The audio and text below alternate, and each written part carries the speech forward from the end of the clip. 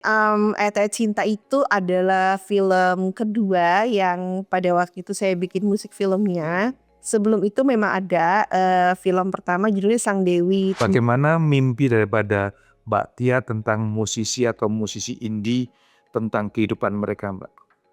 Eee, yang penting dengan musik, kita bisa berdiri di atas kaki sendiri, bisa mandiri, kemudian bisa, apa ya, dengan konsistensinya memang bisa, terwujud, hajat hidup, masing-masing ya gitu. Tapi memang satu dari senjata kita adalah bagaimana caranya kita itu bisa mengembangkan karya dengan, kita bisa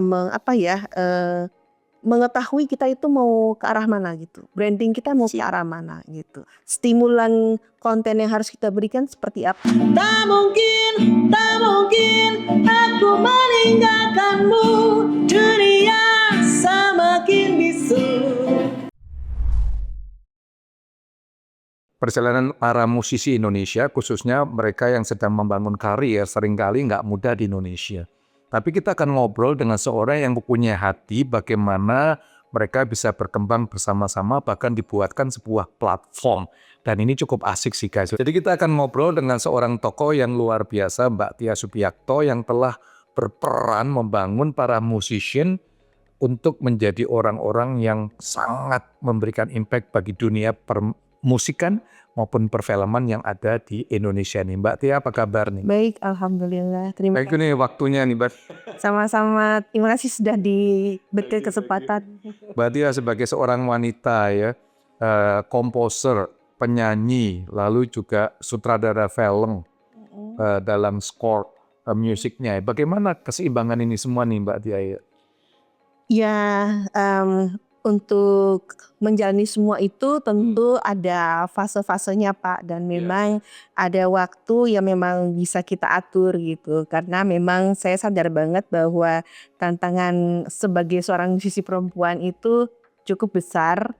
Harus mengatur antara keinginan untuk bermusik dengan bagaimana mengatur keluarga dan rumah tangga. Itu jadinya semuanya kalau misalnya sudah diatur, bisa diatur dengan baik sih, insya Allah bisa. Jadi Mbak Tia, kalau kita ngelihat ya, Mbak Tia ini by the way namanya mencuat pada waktu menulis ayat-ayat cinta ya kan? Oh, oke. Tahun berapa ya Mbak Tia ya? Saya membuat musik film Ayat Ayat Cinta tuh di tahun 2007. Kalau nggak salah Ayat Ayat Cinta sendiri tuh rilis di tahun 2008. 2008 ya. Ya. Itu gimana, bisa flashback dikit nggak ayat-ayat cinta sendiri? Oh gitu. Oke, jadi Ayat Ayat Cinta itu adalah film kedua yang pada waktu itu saya bikin musik filmnya. Sebelum itu memang ada, film pertama judulnya Sang Dewi, tapi Sang Dewi. ya tapi saya nggak menyangka Sang Dewi itu membawa saya ke Ayat Ayat Cinta, dan setelah Ayat Ayat Cinta, ya alhamdulillah, berbagai macam film saya buat musiknya gitu. Begitu. Mbak Tia, pengalaman Anda ini kan cukup unik ya. Tadi dikatakan tantangan sebagai seorang wanita di Indonesia, cara mau membangun karir dalam dunia entertainment, musik, perfilman, scorecard, bahkan punya juga orkestra TNT. Pengalamannya segudang banget nih ya. Jadi terakhir melakukan Kolaboratif, betul. ini nanti kita bisa ngobrol langsung ya. Tapi dari perjalanan Mbak Tia sendiri, mana yang paling berkesan yang membuat Mbak Tia sendiri akhirnya switching, saya mau bangun kolaboratif lah nantinya. Oke, memang perjalanan ini sangat panjang ya Pak. Berangkat dari tahun 97 saya bikin musik iklan, kemudian tahun 98 menjadi konduktor, dan tahun 2007 saya masuk ke dunia perfilman sebagai penata musik film. Dan pada akhirnya di tahun 2020-an saya memang menyadari bahwa sebenarnya kita sebagai seorang seniman harus punya intellectual property sendiri gitu. Karena dari tahun 97 sampai saya mengerjakan musik film, itu saya sadar banget itu ada kepentingan yang lain gitu. Maksudnya itu adalah intellectual property orang, karena kita kan memang bekerja work for hire gitu kan. Nah, udah saatnya punya karya sendiri, udah saatnya coba untuk memaintain branding sendiri melalui karya-karya sebagai positioning kita gitu. Jadilah saya bikin single, kemudian berjumpa dengan suami. Suami juga kebetulan banyak rilis single, Mas Alex Kuple. Oke. Kemudian setelah kami menikah, kami malah terus membangun dan kami sadar bahwa sebagai kita ini berdua-duanya musisi indie gitu. Kita tidak seberuntung musisi yang memang berada di bawah bendera label gitu ya. I see. Ya, karena kalau musisi atau artis label tuh pasti dikasihkan fasilitas gitu. Dari mulai produksi sampai promosi gitu. Tapi bedanya apa sih? Berarti musisi indie sama musisi apa tuh? Mainstream lah saya katakan ya. Iya. Ada bedanya nggak? Ya jelas sangat berbeda karena kalau musisi indie tuh mungkin kalau musisi yang memang di bendera label hanya membuat karya, setelah itu let the management do the rest gitu. Jadi dari promosinya, activation dan segala macam. Tapi kalau kita musisi indie, kita benar-benar benar-benar berdiri di atas kaki sendiri gitu. Jadi dari awal, dari produksi itu pasti sendiri. Kemudian distribusi pasti kita mesti lihat sendiri. Kemudian untuk monitoring pun juga, misalnya berapa streaming hari ini segala macam, itu pasti kita sendiri juga. Dan juga promosi, jadi kayak activationnya, brandingnya itu adalah tanggung jawab kita sendiri gitu. Kayak gitu. Itu berat sih sebenarnya. Cuman memang itu harus dijalani oleh seorang musisi indie pada umumnya. Berarti ya ini ngomong izin ya, ngomong apa adanya ya. Iya. Jadi kalau masuk label pun belum tentu musisi itu bisa hidup quote unquote ya di Indonesia ya. Gak gampang lah musisi yang sukses diterima di label bahkan sampai 1 dekade pun nggak banyak dengan tangan lah ya. Iya, memang Di luar negeri mohon maaf lah dihargai dan sebagainya ya. Gimana apa bisa musisi indie survive di Indonesia? Kalau saya selalu berpikiran optimis ya Pak. Amin. Amin. Musisi bisa survive, terutama musisi indie bisa survive selama konsisten. Jadi konsisten dari karya satu ke karya lainnya, kemudian bahu-membahu dengan teman-teman musisi indie yang lain gitu, saling support dengan mempromosikan lagu-lagu melalui playlist gitu, atau kita bersama-sama tampil bareng-bareng. Nah, itu yang bisa dilakukan musisi indie dan juga kolaborasi bikin karya lagi gitu. Jadi ini sebenarnya guys, kalau nggak ada Mbak Tia mungkin nggak banyak musisi indie bisa quote unquote mengembangkan karyanya. Bayangkan kalau di Indonesia ini ratusan seperti Mbak Tia itu musisi indie hebat lah. Iya. Yang kita lakukan bagaimana ngasih semangat, ngasih platform itu ya. Betul. Memberikan ide demi ide karena tantangannya memang nggak gampang ya. Betul. Dunia entertainment para musician berbeda kalau di luar negeri rasanya dihargai gitu ya. Kalau Betul. kita mohon izin kemarin saya baca, wah musisi-musisi kelas dunia, kelas nasional ya kalau di Indonesia ya. Begitu lanjut usia, secara ekonominya masih prihatin sekali. Itu beberapa last week saya baca data-data itu ya. Tapi kalau kita ngelihat ya Mbak Tia, jadi musisi indie itu dibina dengan Mbak Tia ya, dengan kolaborasi. Iya. Bisa ceritakan nggak apa sih kolaborasi ini? Namanya keren banget. Asik kan namanya Pak? Kolaborasi. Oke, akhirnya karena kami sadar gitu, beberapa single kami memang harus didengarkan, diperdengarkan kepada masyarakat kan. Akhirnya saya berdua sama suami saya gitu, Mas Alex Kuple, membentuk Kolabora Gigs. Kolabora Gigs itu adalah sarana untuk mengaktifasi, untuk membuat lagu-lagu karya kita sendiri bisa didengar oleh masyarakat luas gitu. Karena kita aktivasinya memang ada di kafe, ada kemudian sempat ada di mall segala macam, dan kita membawa teman-teman kita para musisi indie yang memang mau promo gitu. Jadi main role daripada kolaborasi ini gimana Mbak Tia, bisa jelaskan nggak? mungkin di podcast ini ada musisi indie yang ingin join Kolabora Gig itu boleh. Boleh, boleh, Terus boleh sekali. syarat tertentu. Boleh. Jadi gini, kalau di Kolabora Gigs itu memang untuk musisi yang selama ini hanya bisa produksi, rilis gitu. Tapi belum pernah punya kesempatan untuk panggung gitu. Jadi Kolabora Gigs adalah jawabannya. Jadi kalau di Kolabora Gigs kita manggung bersama gitu. Jadi Kolabora Gig kurang lebih memberi platform gitulah ya. Betul, memberikan platform. Tapi sebagai produser juga nggak? Kalau sebagai produser untuk sementara ini kita sedang menuju ke sana. Insya Allah lah. Kalau memang diberikan kesempatan tiba-tiba menjadi sarana untuk bisa produksi bersama, itu kenapa tidak gitu. Nah kali ini juga Kolabora Gigs juga bekerja sama juga dengan komunitas indie yang bernama Indie Coast.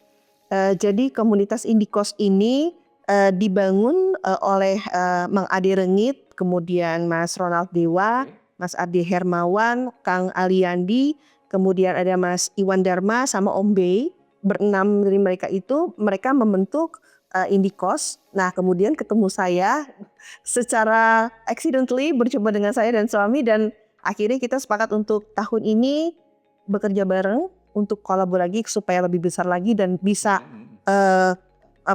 keliling Nusantara gitu. Jadi sekarang ada berapa musisi indie yang sudah ada dalam komunitas Kolabora Gig ini ya Mbak Tia? Oke, kalau misalnya dihitung dengan kerjasama dengan Indie Coast, possibilities-nya kurang lebih sekitar 100 musisi. Banyak banget. Indie, ya banyak.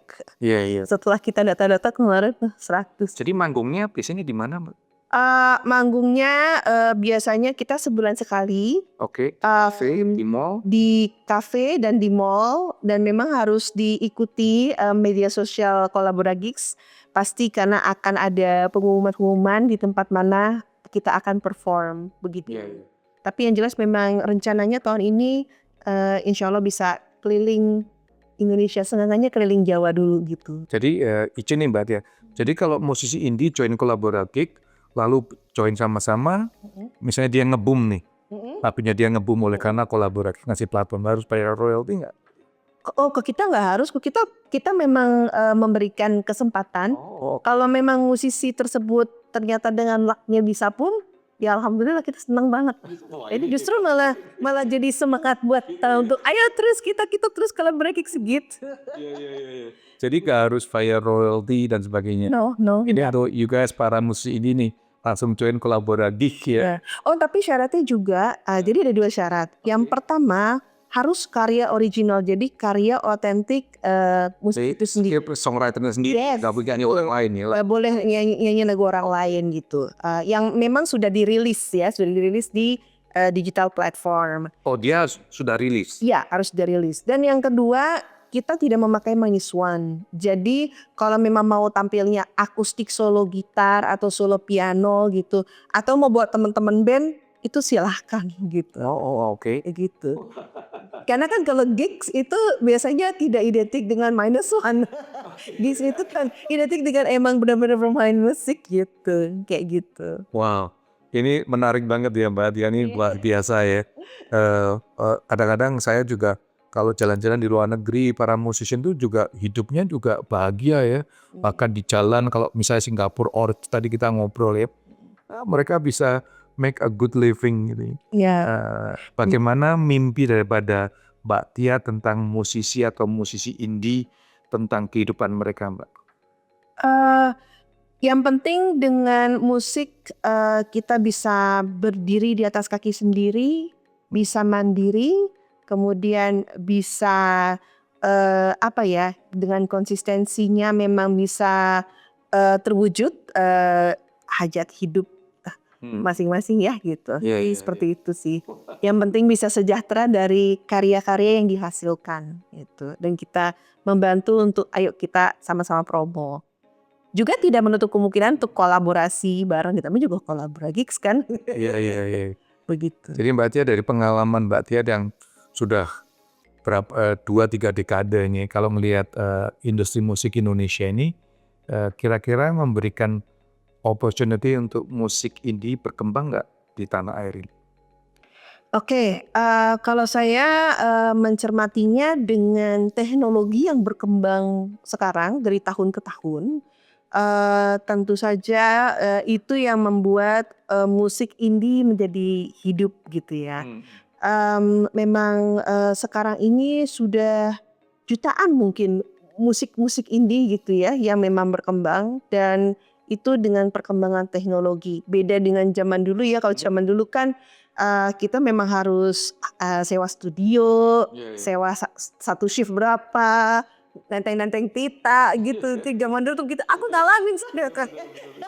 Jadi makanya begitu sekarang nih, alhamdulillah kita dimudahkan dengan teknologi yang ada gitu ya. Baik pun itu dari sistem produksi perekaman sekarang kan udah pakai DAW kan, digital audio workstation gitu. Maupun dari segi promosinya, dan memang sudah ya, mungkin ada sebagian komunitas yang masih suka hasil yang secara fisik gitu ya, such as kaset atau CD atau apa namanya, ya kaset atau CD gitu ya. Tapi memang yang digital kan juga banyak, yang streaming juga banyak gitu. Jadi karena memang kecanggihan teknologi sekarang gitu, itu yang memang sangat membedakan dan pastinya bisa lebih berkembang lagi. Tapi memang satu dari senjata kita adalah bagaimana caranya kita itu bisa mengembangkan karya dengan kita bisa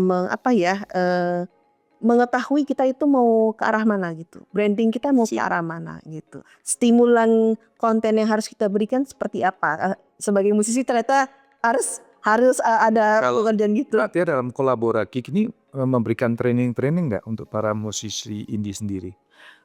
Memang kita akan ke arah sana, tapi memang sebelumnya saya memang pernah mengajar di kelas simfoni, jadi kelas yang saya buat sendiri itu pada waktu Covid, pada waktu itu, pada waktu pandemi ya. Oke. Itu saya bikin kelas untuk musik film, karena ternyata juga banyak musisi yang mau menjadi penata musik film pada waktu itu. Jadi memang ya alhamdulillah ya kelasnya online. Bukanya sekitar 75 sampai 100 peserta pada waktu itu. Jadi berkaca dari situ saya malah senang sharing juga. Suatu hari mungkin Kolabora Gigs akan membuat kelas-kelas workshop yang memang bisa mendukung para musisi indie. Wah, Tersebut gitu. Mbak Tia dari zaman kan memang udah berubah kencang nih. Betul. Sebenarnya kan untuk membuat musik istilahnya 1 menit jadi ya. Iya. Itu AI gitu ya.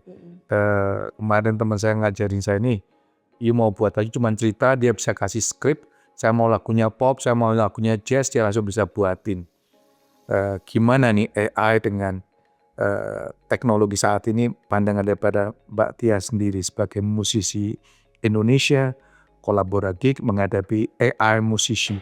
Oke, kalau saya sendiri memang mungkin saya terdengar kolot. Gimana? Tapi kalau musik yang sejati itu bukan musik yang dibuat oleh AI, kalau menurut saya gitu. Musik yang sejati itu adalah musik yang dengan pemikiran dari kita sebagai manusia ya. Jadi musisi manusia gitu. Dan juga karena kita kan memang menggambarkan, merepresentasikan budaya, dan musik itu adalah cerminan dari budaya apa yang kita hidup selama ini gitu ya. Jadi kalau misalnya ada yang musik dari AI gitu, saya rasa kalau saya belum bisa menerima sih gitu. Tapi kan nggak tahu Mbak Tia. Tetap bagi saya musik itu adalah produk manusia. Jadi bukan produk AI ya. Jadi ya mohon maaf ya Pak kalau saya musik AI mah enggak gitu. Saya say no to AI. Iya. Mbak Tia, ini sedikit kita tinggalkan daripada musisi atau kolaborasi. Sekarang Mbak Tia juga banyak berkecimpung sebagai komposer film, ya kan? Ya. Gimana scoring musik atau scoring film di Indonesia ini dibandingkan dengan luar negeri, misalnya Hollywood sendiri? Gimana Mbak Tia lihat perkembangan atau perbedaan yang nyolok sekali ini?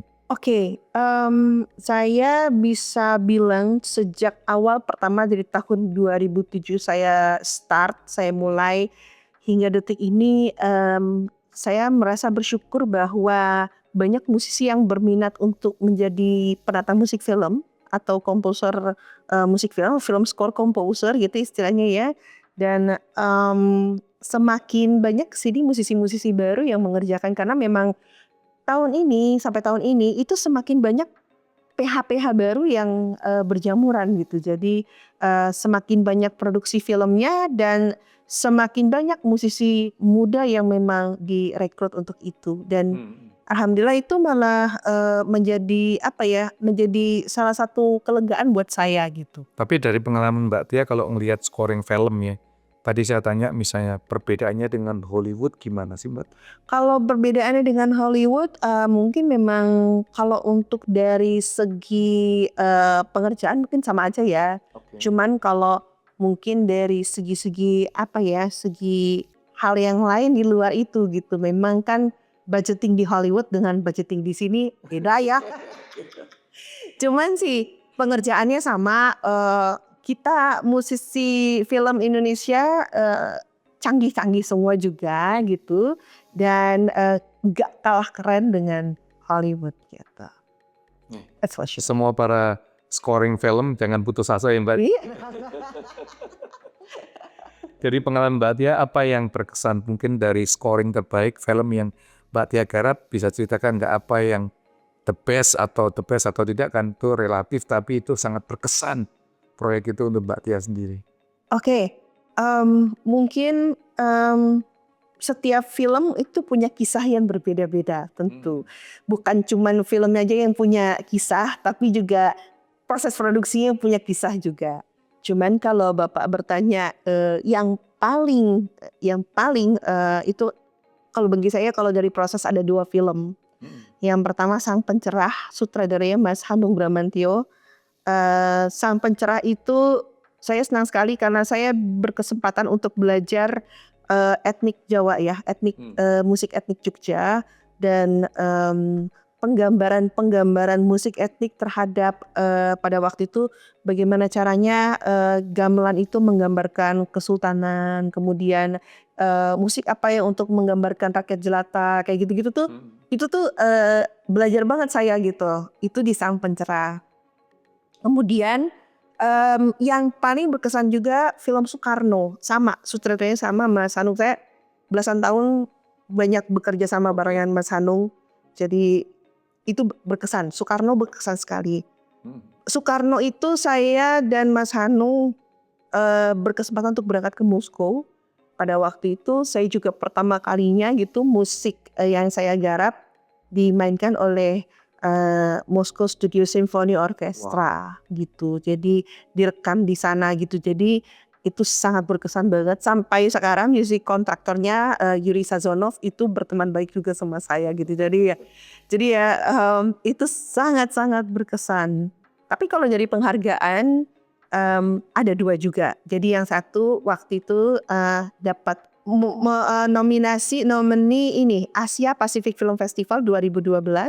Hafalan Sholat Delisa itu juga berkesan. Dan kemudian saya dapat Best Music Asia Pacific Film Festival 2017 di ini Habibie Ainun 2 gitu. Keren banget. Jadi makanya kan kisah setiap film punya kisah sendiri kan Pak gitu. Mbak Tia kembali kepada musisi-musisi kita lah, baik itu musisi indie atau mainstream ya. Apa sih yang menyebabkan mungkin saya mungkin saya nggak menguasai betul ya, tapi rasanya kok saya lihat musisi-musisi kita nggak bisa nge-boom kelas global bandingnya contoh Korea yang mohon maaf Inggrisnya juga kadang-kadang lebih buruk daripada musisi kita Indonesia ya, Inggrisnya lebih jago. Tapi rasanya kan Korea bisa tembus boom gitu ya, BTS-nya dan lagu yang terakhir dengan Bruno Mars dan kolaborasinya yang cukup menghebohkan ya. Apa sih kendala-kendala musisi kita sampai nggak bisa global? Sebenarnya memang tidak semua ya, cuman memang ada beberapa musisi Indonesia yang memang sudah mendunia gitu ya. Saya melihat musisi sekarang contohnya misalnya penyanyi Niki. Niki kan sudah di Amerika ya dan Mickey juga sudah global lagu-lagunya. Dan kemudian kalau nggak salah Rich Brian ya, Rich Brian. Gitu ya. Rich Tapi Brian juga. kalau Korea gitu, boom, bisa di mana-mana. Bahasa Inggris juga nggak menguasai. Tambah kadang-kadang bahasa Korea langsung. Oh iya, sebenarnya kalau itu memang tergantung dari aransemennya. Setahu saya kalau nggak salah tuh banyak sekali lagu-lagu Korea yang memang diaransemen oleh lulusan Berkeley gitu, lulusan jadi oleh karena itu mungkin mereka tahu pakem apa segala macam, jadi ya bisa begitu gitu. Tapi Indonesia juga bisa, bukan berarti Indonesia nggak bisa, Indonesia juga bisa gitu. Dan banyak musisi Indonesia yang memang sedang menuju ke sana kan gitu. Jadi saya mah optimis sih. Gitu ya. Iya. Berarti ya kalau ngelihat dalam dunia perfilman, dunia musik, gimana sih peran pemerintah kita ini untuk Mbak Tia sendiri? Dari pengalaman Mbak Tia ini, apakah mendukung atau kurang proaktif dan lain sebagainya? Mungkin kalau suasananya dan nuansanya memang masih mendukung gitu ya. Terbukti memang misalnya ada perannya BPI, Badan Perfilman Indonesia kalau di bidang perfilman, dan asosiasi-asosiasi musik yang lain kalau di musik ya gitu. Cuman memang kalau misalnya emang ada beberapa isu yang diributkan gitu atau maksudnya sedang diperdebatkan atau diperbincangkan, itu bisa menjadi masukan bagi pemerintah ya gitu. Misalnya kayak sistem royalti gitu. Itu kembali Kembali ke situ kan memang lagi jadi hot issue banget ya. Cuman itu mungkin pasti bisa akan ada jalan keluarnya lah tanpa harus Jadi yang ribut gitu. yang benar gimana sih Mbak Tia? Dari seorang musisi Mbak Tia. Kalau saya percaya ya, maksudnya percaya bahwa sudah ada undang-undang yang mengatur itu, kemudian ada LMK dan LMKN yang sudah melindungi, memproteksi kita gitu ya. Sudah benar kok kalau saya bilang sih ya. Maksudnya sudah berjalan sebagaimana mestinya. Cuman memang kalau misalnya ada masukan dari beberapa teman-teman musisi, memang ada baiknya kita tampung dulu gitu. Kita tampung dulu, kita musyawarahkan gitu kan. Kita kan mengedepankan musyawarah untuk mufakat dulu kan gitu. Seperti itu sih Pak. Kalau menurut saya cuman apapun yang diberikan oleh pemerintah, saya masih senang bisa menjadi musisi Indonesia, musisi yang lahir di Jakarta, Indonesia, dan sampai sekarang masih di Indonesia juga, belum kabur aja dulu. Jadi senang bikin musik di Indonesia. Begitu sih Pak. Buatnya boleh di Indonesia. Iya. Dijualnya US dollars gak apa-apa dong. Oh iya dong, itu wajib. Itu wajib. Iya. Berarti ya kalau Mbak Tia ini luar biasa nih guys ya. Bagi seorang perempuan memberikan empowerment, encouragement untuk para musisi, baik mereka yang ada dalam dunia musik, dalam film itu ya. Gimana Mbak Tia lihat perkembangan teman-teman perempuan di dalam bidang ini sendiri? Oke, sejauh ini saya sangat salut, baik pun itu di dunia film maupun dunia musik, para sineas perempuan dan para musisi perempuan yang terus berkarya dan juga ada regenerasinya. Jadi seperti di bidang musik film gitu, saya senang sekali ternyata ada penerus penata musik film perempuan juga.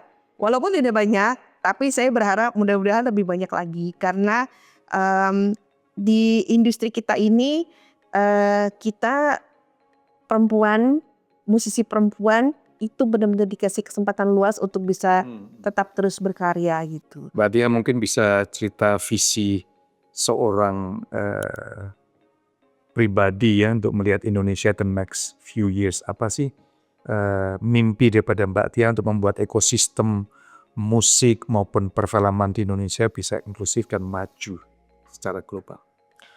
Oke, kalau untuk baik pun itu musik maupun itu film, saya berharap musik dan film itu bisa menjadi bisa menjadi bagian untuk bisa bela negara juga, satu, dan kemudian untuk bisa merepresentasikan Indonesia yang positif gitu. Wah, Gitu sih. keren banget nih guys ya.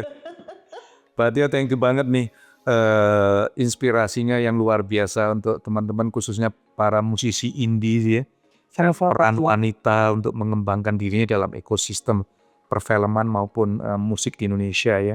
Mungkin satu pesan Mbak Tia bisa berikan untuk kaum muda generasi emas Indonesia ini untuk menjadi musisi atau menjadi aktor atau pemain film dimanapun juga.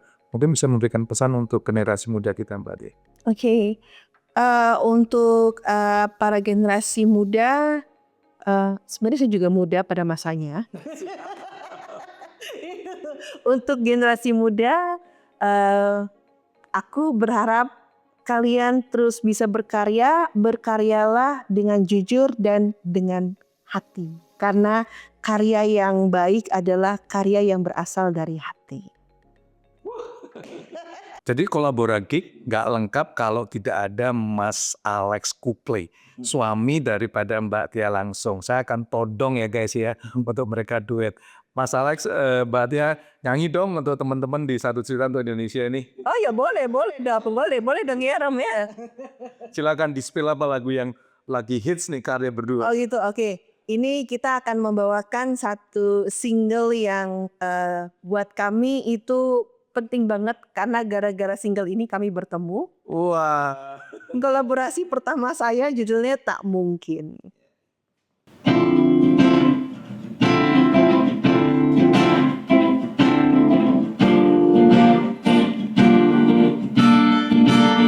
Isyarat yang nyata, cahaya curiga, ataukah ku rasa tiada aura cinta? Bagaimana bila kita bicara rasa yang sesungguhnya? Tak mungkin aku meninggalkanmu, dunia semakin bisu. Tak mungkin aku melepaskanmu, menjejak rindu. Tak mungkin aku meninggalkanmu, dunia semakin bisu. Tak mungkin aku menghempaskanmu, meninggalkan pelukmu.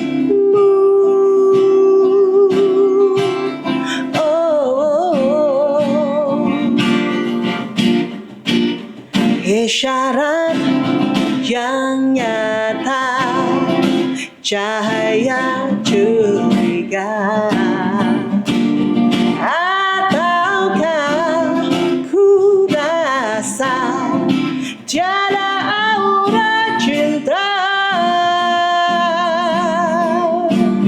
Bagaimana bila kita bicara rasa yang sesungguhnya? Tak mungkin aku meninggalkanmu, dunia semakin bisu.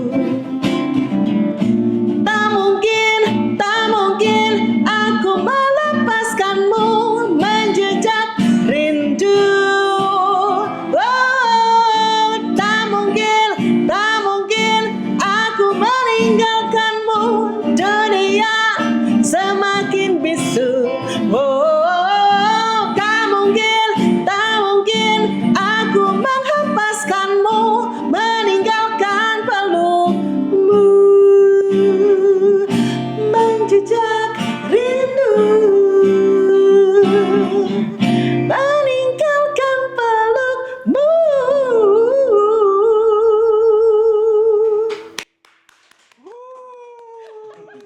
Terima kasih. Thank you banget nih Mbak Tia. Sama-sama, Sukses. Salam buat Mas Alex semuanya dan teman-teman di Kolabora Geek dan semua para musisi indie boleh selalu maju di Indonesia. Sukses ya Mbak Tia. Amin. Terima kasih Pak Zimi.